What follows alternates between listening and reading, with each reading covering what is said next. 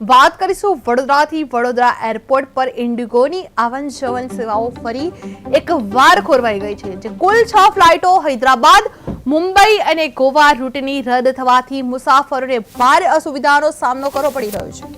છેલ્લા ઘણા દિવસોથી ઇન્ડિગોની સર્વિસ અનિયમિત રહેતા મુસાફરોમાં ભારે અસંતોષ જોવા મળી રહ્યો છે।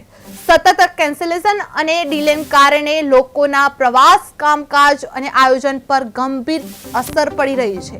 જે વડોદરામાં ઇન્ડિગોની 6 ફ્લાઇટો રદ થતા હૈદરાબાદ, મુંબઈ, ગોવા રૂટમાં અવરોધ આવી રહ્યો છે। જે મુસાફરોમાં સતત સર્વિસથી પરેશાન થઈ ચૂક્યા છે।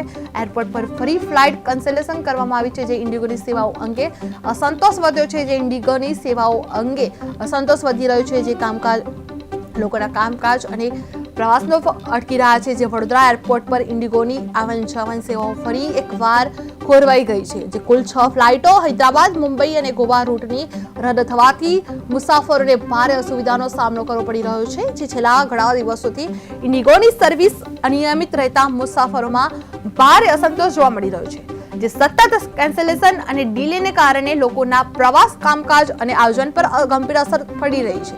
જે વડોદરામાં ઇન્ડિગોની 6 ફ્લાઇટો રદ કરવામાં આવી છે। જે હૈદરાબાદ, મુંબઈ, ગોવા રૂટમાં અવરોધ આવી રહ્યો છે। જે મુસાફરો સતત સર્વિસથી પરેશાન થઈ ચૂક્યા છે।